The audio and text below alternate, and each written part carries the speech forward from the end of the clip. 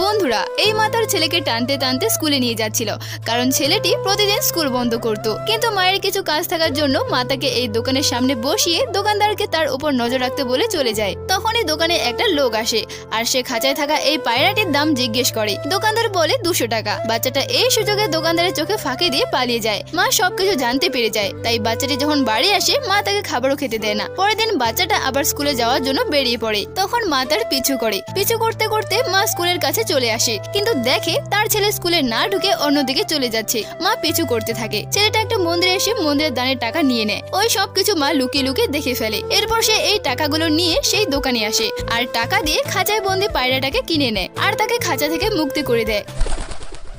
এরপর সে দোকানদারকে বলে, আপনি যদি পায়রা ধরা বন্ধ করে দেন তাহলে আমি প্রতিদিন স্কুলে যেতে পারবো। বন্ধুরা, এই পাখি প্রেমী ছেলেটির জন্য একটা লাইক অবশ্যই করবেন, এবং চ্যানেলে নতুন হয়ে থাকলে চ্যানেলটি সাবস্ক্রাইব করতে ভুলবেন না।